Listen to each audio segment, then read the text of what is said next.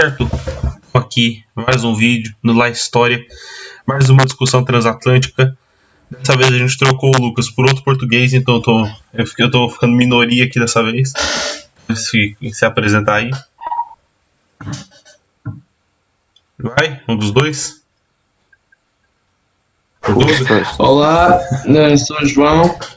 Já lembram-se do vídeo passado, da discussão transatlântica, portanto. É o Rush aí? Sim, o Rush. Eu não sou russo. É isto a minha introdução. Eu não sou russo. Mas chamem-me russo, faz favor.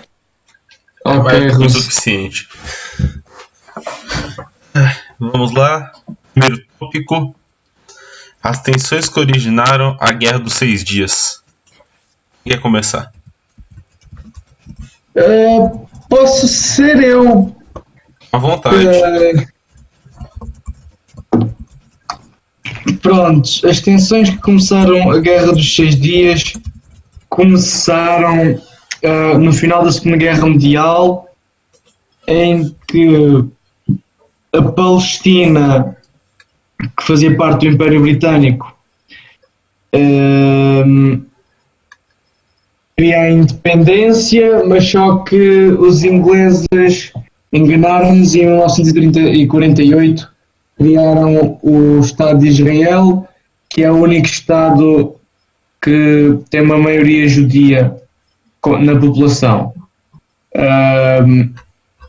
Os Estados árabes em volta, a Síria, a Jordânia, o Iraque, o Egito, principalmente, não gostaram muito dessa ação por parte dos ingleses, porque na altura em que o Estado de Israel foi criado, havia um grande movimento de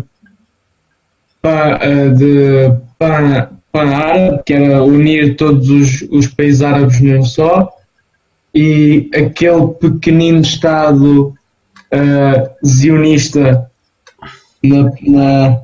na Palestina não iria afetar um bocado os planos, porque Jerusalém também é uma cidade muito importante para os muçulmanos e eles não gostavam muito disso. E foi criada uma aliança por volta dos anos 50 em que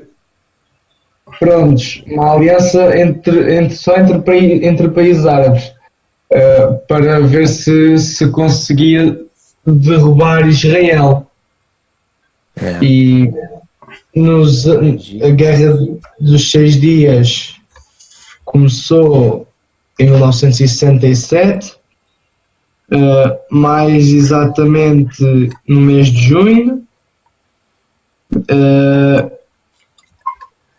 Israel é um país pequenino e estava cercado pela Jordânia, Egito, Líbano, Síria, e muitos desses países que se uniram para tentar deitar abaixo Israel recebiam apoio de países como a Rússia, neste caso a União Soviética, Iraque, Irão também, Arábia Saudita também, muita coisa desse género. E os israelitas também receberam muito apoio dos ingleses, norte-americanos, da NATO. E a Guerra dos 6 Dias mais ou menos foi uma guerra em proxy da Guerra Fria. É pena dizer também que quem começou a guerra foi Israel, não foram os árabes. O primeiro ataque foi de Israel. Sim, também vale dizer isso. Foi um ataque de prevenção.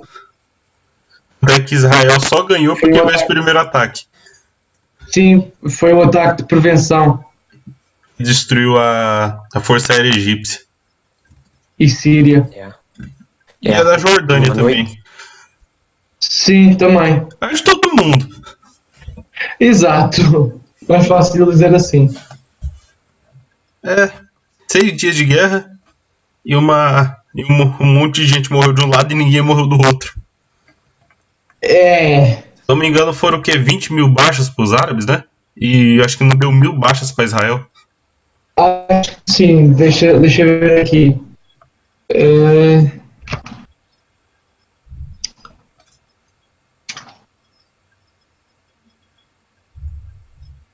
E aí? as baixas. Espera aí.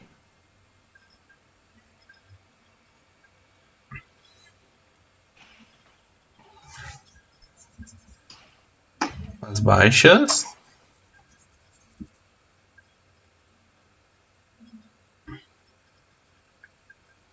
Eu tenho aqui. Estava aqui a falar no final do livro que eu tenho sobre esta guerra.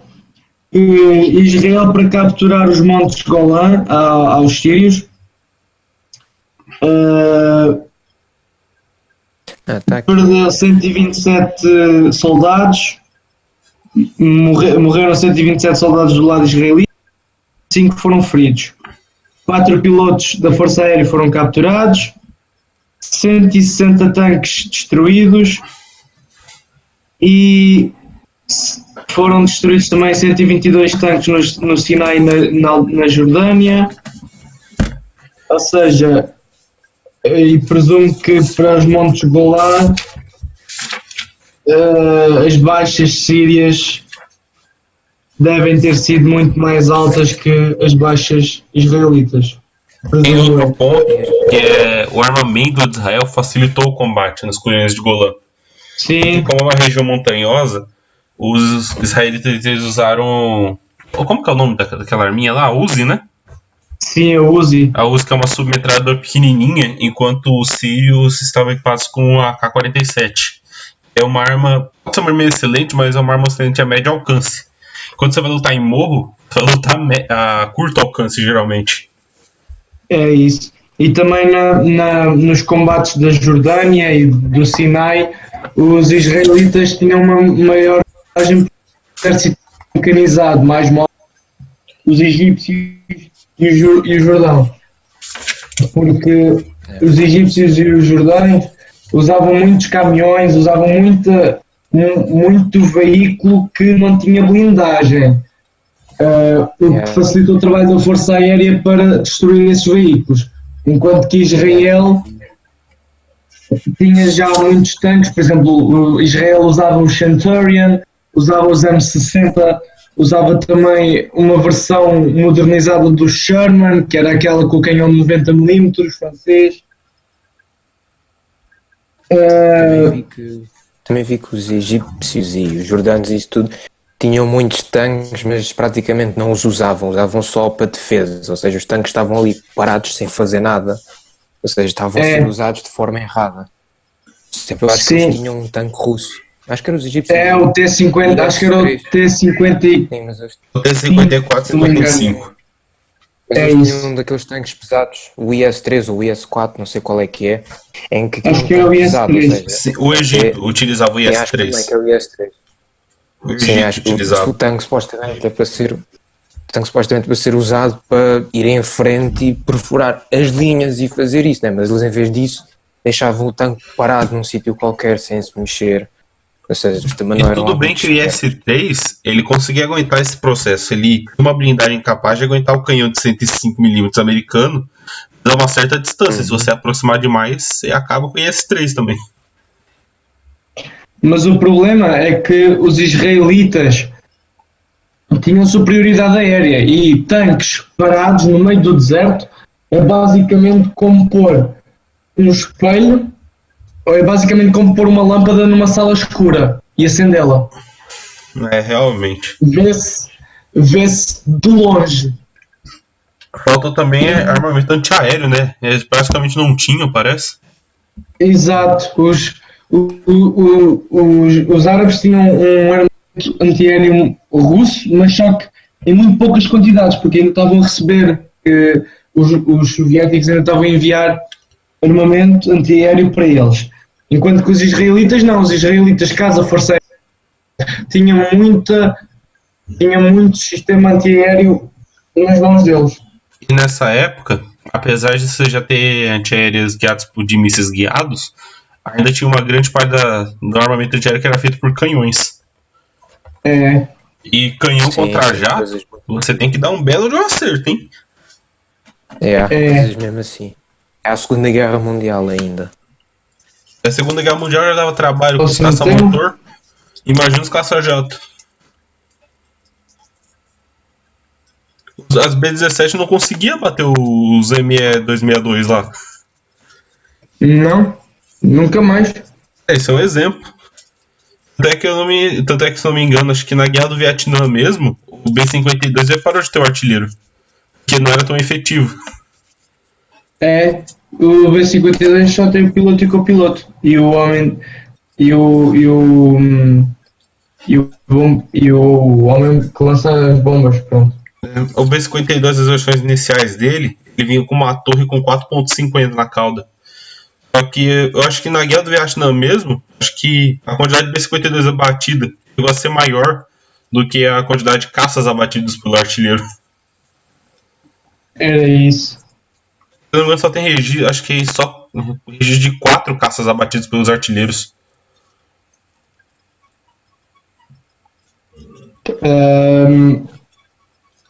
Acho que sim, já não me lembro, mas acho que nós já estamos a falar muito deste assunto. É, realmente. Deixa eu pegar o acho que temos- segundo tópico. Tá bom. Um facto interessante sobre esta guerra é que um dos exércitos árabes, não sei qual é que é, ainda tinham tanques da Segunda Guerra Mundial, tipo T-34 e o Stug 3. Ainda usava. Acho que era o egípcio. O egípcio. E o Israel ainda utilizava o M4 Sherman. Uma versão Sim, modificada. mas já era modernizado. Sim, mas era modernizado. Eu acho que o Stug tinha muita pouca coisa nova. Se você for ver a guerra na Síria hoje em dia, se eu não me engano, uns 2 anos atrás, acharam uma foto de uma IS-152 destruída. Então, na Ucrânia estou a usar aqueles T-34 É o C-34 de que estavam museu. lá nas estátuas. É? Se não me engano, eles tem um IS-3 que eles estão usando por lá, os rebeldes. Pois Já é. havia essa história. Eles roubaram o tanque do museu e puseram aquela porcaria a funcionar. Ah, mano, é a Europa Oriental, né, cara? Se eles querem que você tenha alguma coisa, eles vão dar um jeito de fazer funcionar. É, Se você der 2 gravetos pra ele faz uma arma. é por isso que o lema deles na Segunda Guerra Mundial era quantidade, não qualidade. O T-34 é o maior exemplo disso. Exato. O T-34 era baratíssimo de fazer. Acho que o preço dele, tipo, o primeiro modelo T-34, lá em 1940, em comparação com o T-34-85 de 44, o T-34-85 ele era acho que 1/3 do preço do primeiro T-34. Era isso. É. Bom, vamos para a Temos segunda aqui- pergunta. Tá bom. Por que a primeira guerra da Chechênia não pôs fim ao conflito? Quem quer começar? Eu não sou muito Vamos bom lá. para falar desse assunto, não. Não há voluntários. Russo, se quiseres falar, é que Tá bem. eu também não conheço muito bem este assunto. Que capa de. Então pronto. Guerra na Chechnya houve 2, se não me engano. Sim, 2. Foi depois da queda da União Soviética, alguns anos depois, e com essa queda, nomeadamente algumas regiões, nomeadamente a Chechnya, tentaram separar-se da União Soviética, tal como outros países como Lituânia, pronto, aquela parte este, se não me engano, sim, a parte este da Alemanha, pronto, esses todos separaram-se e a Chechnya quis fazer o mesmo, só que, pronto, os russos não queriam. Então, começou a haver com quase todas as guerras de independência um conflito.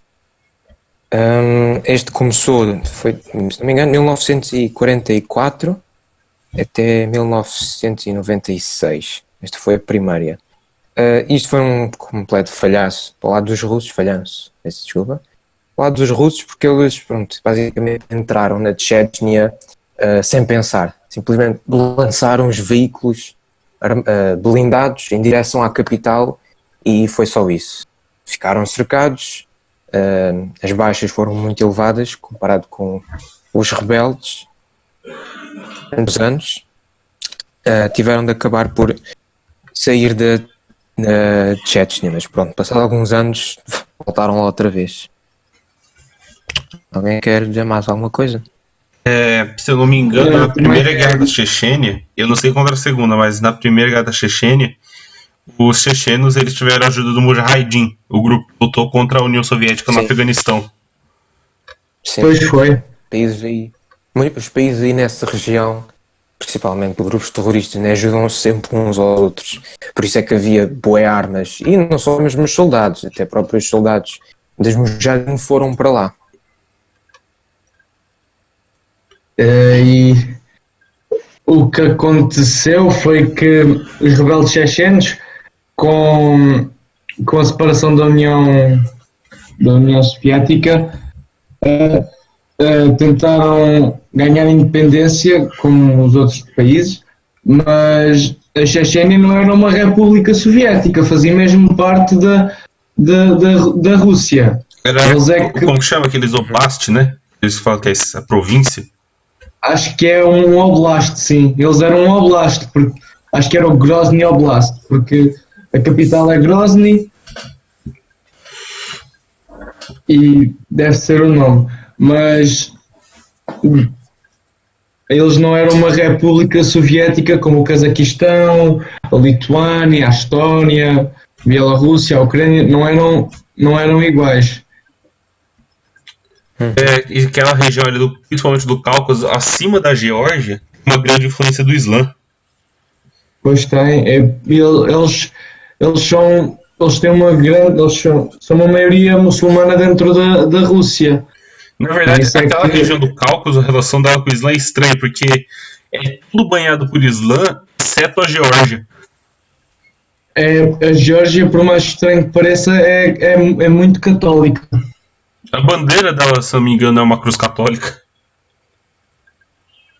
Diz, não percebi. A bandeira da Geórgia, se não me engano, tem uma cruz católica nela. Tem 4? Realmente tem 4. Acho que vai também porque na primeira guerra da Chechênia, o presidente russo era o Boris Yeltsin ainda. Quer dizer, foi bem inicial. Agora, na segunda guerra da Chechênia era o Putin. Sim, na segunda.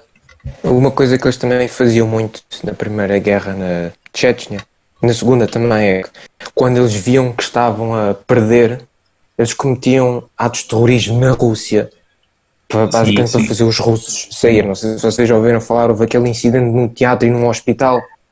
Sim. Verdade. Num hospital, e se eles não saíssem ou não parassem na Chechnya, iam matar civis, pronto. Quando foi já no caso da segunda, que foi o caso do teatro, os russos simplesmente não quiseram sair, então mandaram um gás lá para dentro e matou quase toda a gente.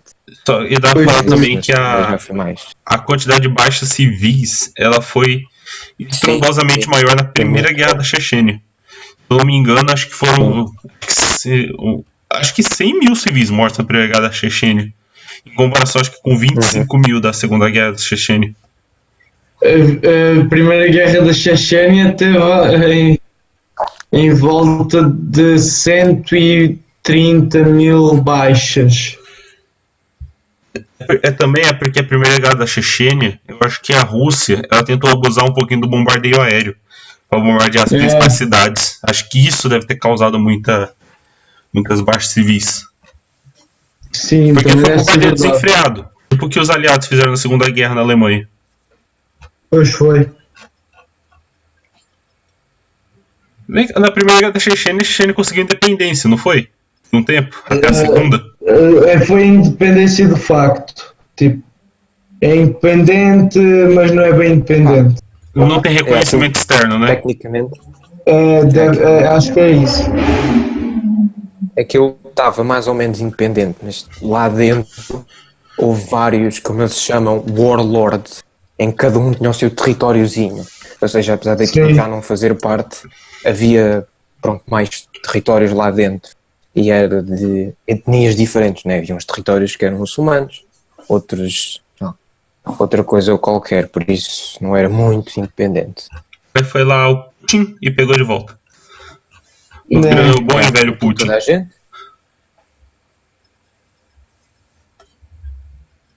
Mas Então, agora. foram mais espertos, né? O terceiro tópico agora. Bora. Vamos lá. Os tipos de trincheira da Primeira Guerra Mundial. Esse aí vai ser interessante. Então. Acho que dá para começar falando que o jeito que os alemães e a Entente faziam trincheiras era muito diferente.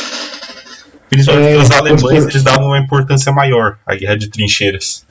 Como eles estavam numa posição de desvantagem, a partir de certo ponto da guerra, a posição defensiva tinha que ser muito mais forte dos alemães. Principalmente por causa do segundo fronte. Então, falando de trincheira, a gente está falando do fronte ocidental. Porque no fronte oriental era mais uma guerra de movimento. Então não tinha muitos grandes complexos de trincheira. Igual você tinha, por exemplo, na Europa Ocidental, que as linhas de trincheira, se não me engano, iam do Canal da Mancha até a fronteira com a Suíça. Com a Suíça. Bom, eu posso falar um pouco das trincheiras inglesas e das alemãs. As trincheiras inglesas eram umas trincheiras mais temporárias, entre aspas, mais precárias. Eram trincheiras relativamente rasas, com 3 a 6 metros de profundidade, e não tinham muitas comodidades. Eles tinham, o Estado-Maior inglês tinha uma ideia de que eles não iriam permanecer muito tempo nas trincheiras, porque iria ser uma guerra. Eles estavam ainda na mente com a guerra de movimento que houve durante a Guerra Franco-Prussiana e durante a Guerra Civil Americana. Os alemães, pelo contrário, construíram trincheiras mais complexas e já tinham em mente uma possível ocupação mais longa. As trincheiras já tinham cimento envolvido, tinham muito arame farpado à frente, tinham caminhos ferroviários a ligar as trincheiras para conseguir suprimentos para levar para a frente. Até tinham janelas com cortinas, aparelhos com música e até às vezes tinham pantufas para os pés dos soldados. Alguns abrigos dentro dessas trincheiras alemãs chegavam aos 9 metros de profundidade e tinham até 16 beliches, tinham campainhas nas portas, tinham água mais ou menos canalizada, que a água ficava armazenada nos tanques e depois havia torneiras que ligavam a esses tanques, tinham armários e tinham espelhos. E à medida que o tempo foi prolongando, as trincheiras foram ficando mais melhoradas, ficaram melhores. As paredes, o chão, o teto dos túneis e o chão das trincheiras começaram a ser revestidos com madeira, que é para haver uma certa distância do chão real da trincheira, que é para os soldados não estarem sempre a passar com os pés no meio da água e correrem o risco de apanharem pé de trincheira. Usavam também degraus nas escadas e começaram a pôr mobília como mesas, cadeiras, bancadas, também portas começaram a aparecer, que os soldados começavam a trazer das vilas destruídas em redor das trincheiras. Tinham também fios para comunicação por telefone e começaram também a ter energia elétrica, algumas delas. Eu diria que no início da guerra, tipo 1915, por volta dessa altura, os alemães tinham um sistema de trincheiras mais avançado, sim, porque eu diria que eles já estavam à espera que iam ficar parados, enquanto, tal como tu disseste, os ingleses ainda tinham esperança de uma guerra de movimento, então as trincheiras eram mais improvisadas, praticamente era só um buraco no chão. Mas com o tempo os ingleses e os franceses perceberam-se que aquilo não ia sair dali, então eles também começaram a fazer mudanças às trincheiras, não é? Como disseste, tinham aquelas placas de madeira no chão, que é para os soldados não pisarem na lama e na água, também começaram a ter arame farpado, sacos de areia, e depois tinham uma espécie de uns buracos atrás da primeira linha, para eles se esconderem, caso de artilharia, e depois também começaram a ter... Chamam-se as foxholes em inglês, não sei o nome em português. Acho que na trincheira chamava-se dugout, acho que foxhole. É isso. Pronto, também tinham, os ingleses depois também começaram a ter várias cozinhas, balneários, e depois, tal como os franceses, como os ingleses, também começaram a ter caminhos de ferro que ligavam diretamente às trincheiras para trazer mantimentos e esse tipo de coisa. Claro que os alemães tinham aquela famosa Hindenburg Line, que tinha praticamente tudo. Até o arame farpado estava posto de uma maneira que os soldados, caso quisessem atacar, eram obrigados a entrar num buraco em que só havia metralhadoras, ou seja, praticamente era como eles chamavam, acho que era a kill zone, como era chamado. Era a zona de engarrafamento, que era para eles terem que passar, que era para ter um choke point e as metralhadoras estarem focadas nesse ponto. Exato. Mas depois chegaram os tanques, por isso o arame farpado era como se não existisse. E também temos que pôr uma notazinha a dizer que a linha Hindenburgo foi só criada nos finais de 1916 e início de 1917. Porque o Estado-Maior alemão começou a ver que eles estavam a começar a ficar em desvantagem e precisavam de ter uma zona onde podiam defender facilmente e podiam ter um número mínimo de tropas para conseguir, terem tropas frescas à frente e manter, por exemplo, o esforço de guerra em casa, com tropas a vir de férias para casa e a ajudar, por exemplo, no campo, ou nas fábricas, nos hospitais. Sim, etc. Também, se fores a ver, em 1916-17 a Alemanha ainda estava em guerra com a Rússia, por isso tinha um exército dividido. Só em 1918 17, e 17, quando a Rússia saiu, é que já puderam trazer essas tropas todas. Pronto. Quero também falar que as trincheiras, elas não se estendiam só pela linha de frente. Você também tinha as trincheiras de comunicação, que ligavam as trincheiras da reserva às trincheiras da linha de frente, que era uma forma de você conseguir movimentar os soldados e eles morrerem no processo.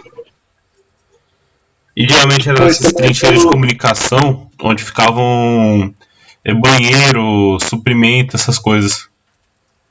Também havia, por exemplo, nas trincheiras de comunicação, postos de primeiro socorro, havia também, casas de banho, latrinas. Havia muita coisa nessas trincheiras que ajudava, por exemplo, ao facilitamento da vida dos soldados na trincheira.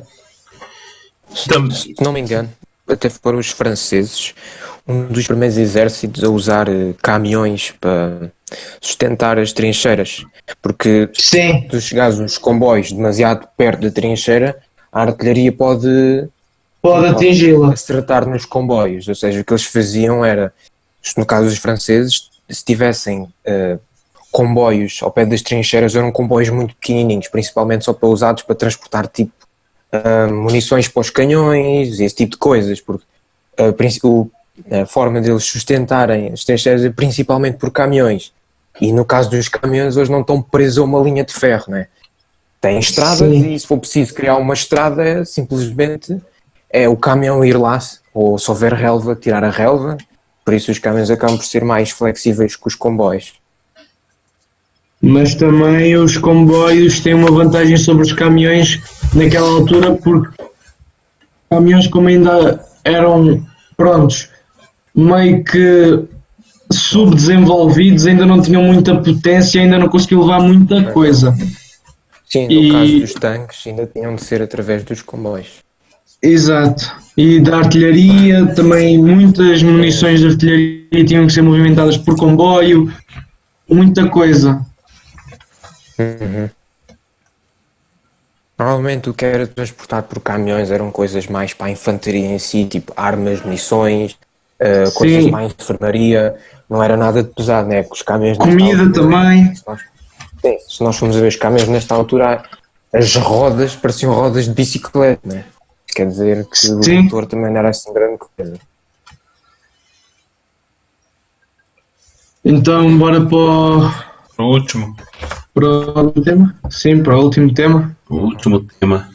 O avanço japonês no início da Segunda Guerra Mundial. Esse aí vai dar uma treta, hein? Quer começar, Portugal? Bom, o avanço japonês no Pacífico, ou a guerra no Pacífico, como ficou conhecida, prontos, não teve uns antecedentes, mas oficialmente começou no dia 7 de dezembro de 1941, quando os Estados Unidos foram atacados de surpresa pelo Japão, em Pearl Harbor, no Havaí. Isso provocou com que os Estados Unidos entrassem na guerra de aliados e os japoneses começassem a ter uma desvantagem nessa altura, porque os japoneses de 1939 a 1941 basicamente só lutaram contra a Holanda, A Inglaterra e a os China. domínios ingleses, o Império Inglês, a República da China.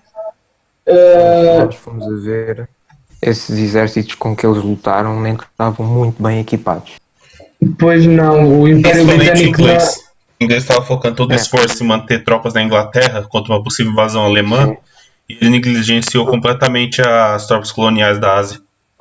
Exato. Vamos ver na Ásia, a maior parte dos exércitos quase nem tinha tanques. O único exército que o Japão lutou e perdeu foi na guerra na Mongólia contra a Rússia. Só ia com os Sim, japoneses. A em batalha de Khalkhin Khalkhin Gol. Gol. Sim, os russos aí já E isso nem foi uma guerra pronto, bem declarada. Isso não foi Foi guerra só- declarada logo, foi uma escaramuça fronteiriça. Os russos só declararam guerra ao Japão em 45. Vale dizer também que essa batalha influenciou completamente o estilo de guerra japonês. Pois Porque foi. naquela época de Khalkhin Gol, acho que foi 38, não é? Sim, Os acabou japoneses, 39. eles tentaram usar as cargas de infantaria ainda nessa época. E em Khalkhin Gol, principalmente por ideias do Kuznetsov, um general russo muito famoso, que foi, eu acho que o marechal de campo russo na Segunda Guerra, ele Uhum. implementou tanques na linha de frente contra os japoneses que massacraram a força japonesa. Isso influenciou o jeito, principalmente porque a partir desse momento os japoneses vão começar a implementar ainda mais os tanques. Já que antes disso os tanques eram implementados somente na guerra anti-infantaria. Geralmente que eles inventavam na China. Por exemplo, antes disso você vai ter o aparecimento de tanques como o Shiha, por exemplo, que eram exatamente para combater a infantaria. Tanques pequenos, blindagem de 15mm para aguentar um tiro de rifle. É isso. E aí, depois da batalha de Khalkhin Gol, você vai ter o desenvolvimento de alguns tanques mais pesados, como por exemplo. Esqueci o nome. Qual que era o nome em português daquele de tanque japonês? O T-28. O Shihei.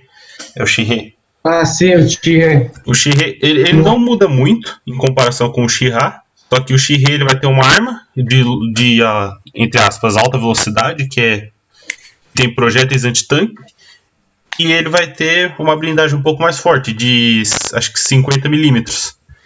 Já é o suficiente, tanto é que quando utilizado principalmente nas ilhas do Pacífico contra os soldados norte-americanos, esses tanques vão fazer muitas baixas entre os americanos, porque eles são pequenos e fácil de pintar aqueles tanques. Você pinta ele de verde, fica no meio da floresta e deixa ele ali.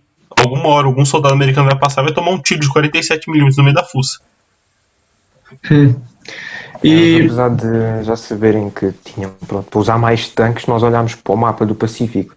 Aquilo acaba por ser, pronto, é o Pacífico, né? Muita água, muita ilha pequena, ou seja, o Império Japonês acabava por gastar mais dinheiro em aviões e navios. Só que você tem também o ponto da divisão entre o próprio exército japonês.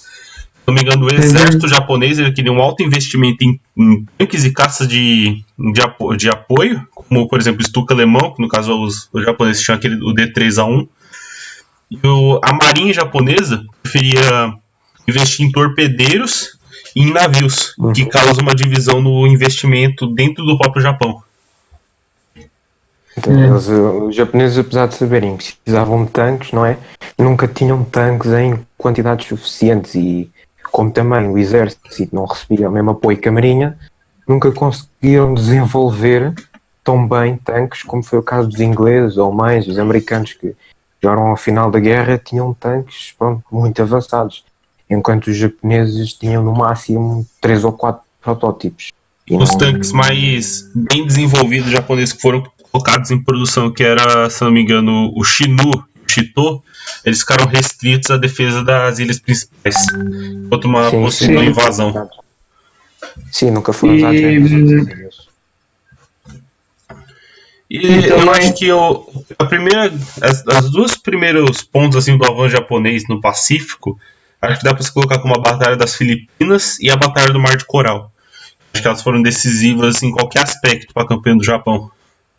Sim, mas eu acho que a batalha mais decisiva que houve foi mesmo a Batalha do Guadalcanal. O Guadalcanal, Midway e Guadalcanal acho que são as duas mais decisivas, porque Guadalcanal acabou com a força terrestre japonesa e Midway acabou com a marinha japonesa.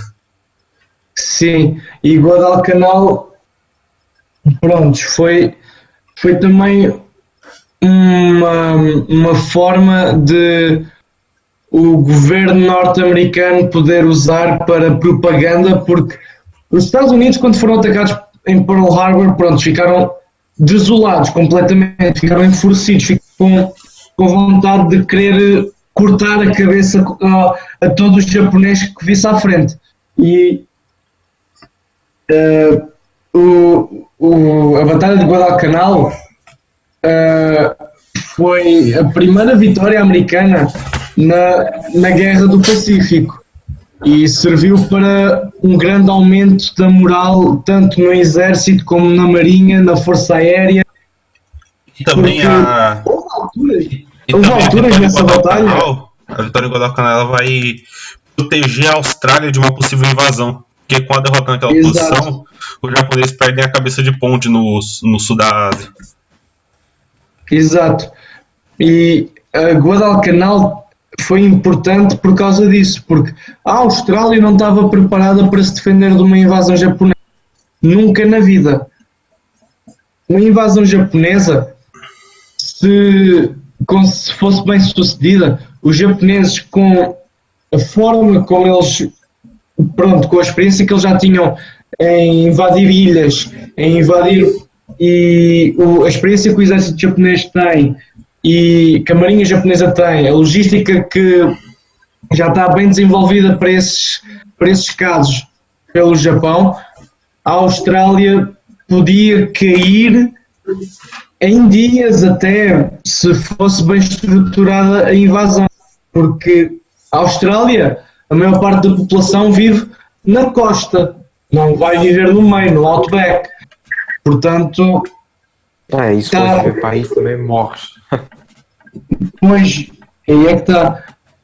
E o Guadalcanal também serviu para aumentar a moral das Forças Armadas Americanas e dos Estados Unidos. Foi a primeira vitória americana na Guerra do Pacífico.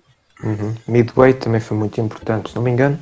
Em Midway os japoneses tinham 4 porta-aviões e perderam logo 3, só numa batalha. Sim. Os japoneses... Se eu não me engano, acho que era o Akagi, o Kaga, o Soryu e o Hiryu. Isso. Sim, eu não me lembro muito bem dos nomes, mas eles também, os japoneses, apesar de terem uma marinha muito grande e isso tudo, não tinham a mesma economia que os Estados Unidos. Acho que, se não me engano, por cada navio que os Estados Unidos perdiam, eles faziam logo 4, não é? A mesma coisa que os porta-aviões, perdiam um, faziam logo 2 ou 3. O caso dos japoneses... No início da guerra não era bem assim, que a economia americana estava para esse esforço de guerra. Porque a América em 1943, 1944... Sim, mas o ataque em Pearl Harbor mudou isso, né? O povo americano ficou mesmo com vontade de guerra e ajudar e essa cena toda. Sim, mas isso demorou tempo a implementar, porque a economia de guerra não é da noite para o dia que fica completamente bem implementada, demora tempo a implementar fábricas, fábricas, por exemplo, de carros transformarem-se para fábricas de aviões, porque houve muita fábrica civil que passou a ser fábrica para material militar. Por exemplo, a fábrica da Ford em Willowfield, na Carolina do Norte, se não me engano, era a fábrica onde eram produzidos os B-29. Ô, Portuga, acho que eu entendi o que ele quis falar, é que a forma, saía à volta de um B-29 a cada hora. Isto já em 1944. Portugal, que ele quis falar que a velocidade que os Estados Unidos conseguiram converter a indústria foi muito maior do que a do Japão. No início da guerra, muito provavelmente, a produção não é momento tão evoluída como no final da guerra. Os americanos, antes de entrarem para a Guerra do Pacífico e na Europa também não tinham lá grande coisa, não é? Mas eles prepararam-se, né? Antes de invadir a sério, eles fizeram algum desenvolvimento. Por exemplo, no caso dos aviões, se bem que no início os aviões deles eram um bocado fracos comparados com o Zero, eles rapidamente, entre aspas, introduziram logo o F-6F, que conseguiu dar cabo dos Zero, não é? E também na Marinha, os porta-aviões começaram a ser desenvolvidos, porque a Marinha norte-americana ainda tinha uma e começou a evoluir para a doutrina de projeção de poder. Por exemplo, eles, no final da guerra, na Batalha das Filipinas, eles tinham muitos porta-aviões, mas muitos mesmo, e havia uma classe de porta-aviões, acho que era a classe Essex, que eles conseguiam produzir, acho que 15 porta-aviões desses num ano. Depois também tinhas os destroyers da classe Clemson, que também eram muito bons. Tinhas também os cruzadores leves, acho que da classe Indianapolis, se não me engano, acho que eram cruzadores. E depois tens aqueles porta-aviões já mesmo em si, por exemplo, o Enterprise e o Lexington. Mas dá para colocar que já são de antes da guerra. Dá para colocar também o coraçado do Iowa. Eles conseguiram lançar a tempo de não acabar a guerra ainda. Sim, conseguiram lançar antes de acabar a guerra, e o Iowa e o Missouri estiveram envolvidos em muitas missões de bombardeamento de costa. Acho que o Missouri esteve em Iwo Jima, se não me engano. Sim. E esses navios grandes aí também, eles foram tão bem feitos que acho que eles foram usados na Guerra da Coreia também, né? Sim, o Missouri foi. O Missouri eu sei que foi, o Iowa foi? O Iowa acho que não, porque já estava... Porque o Missouri tinha sido modernizado há pouco tempo antes da Guerra da Coreia. Sim, o Missouri foi modernizado em 48. Mas eu acho que o Iowa também... Eu acho que o Iowa não foi porque acho que tinha danos numa torre atrás, se não me engano. É um navio muito grande, o Iowa. Se não me engano, ele só não era maior que o Yamato, né? Só o maior era o Yamato. O Iowa quase ficou com a categoria de maior navio já feito. Perdeu pro Yamato só.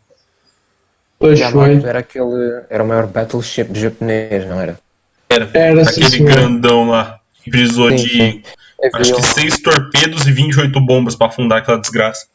Eu vi um vídeo a falar sobre esse navio, e o navio praticamente quase nunca foi usado.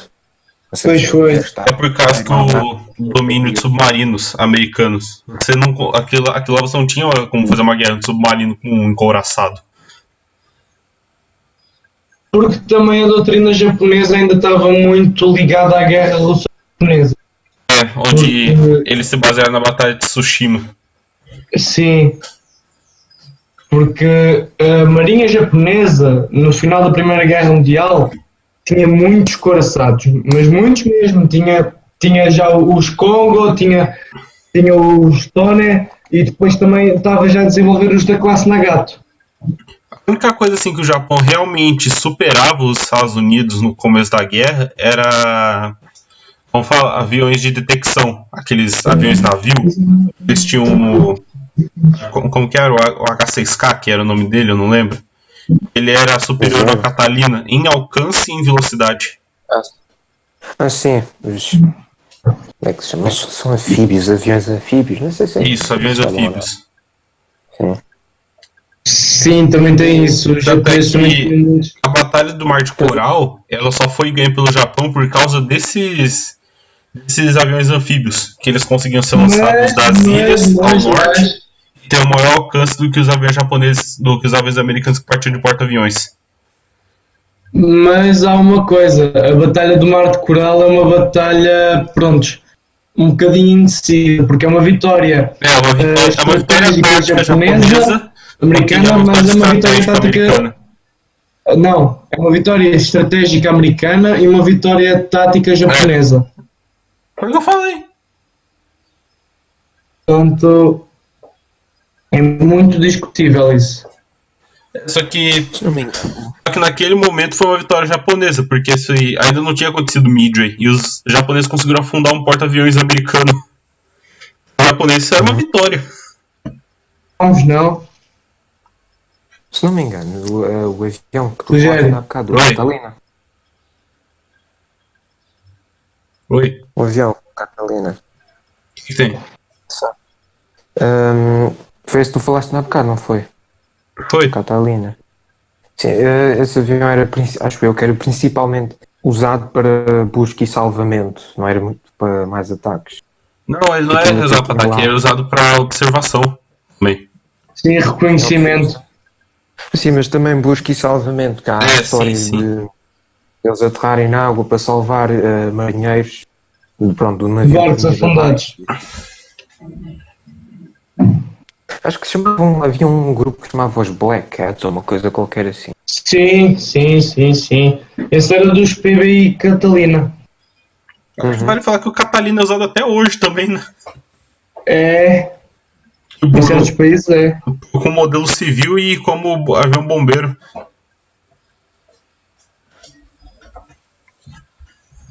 Cara, já deu 50 minutos de vídeo já. Então acho que era melhor parar, não? Já tá na hora de parar. A gente estourou o tempo do primeiro episódio. Também falámos de muita mais coisa, né? Esse aqui foi interessante. Enfim, vou dar tchau aí. Well, goodbye then. Eu tenho que ir fazer umas coisas. Você não importa. Falou.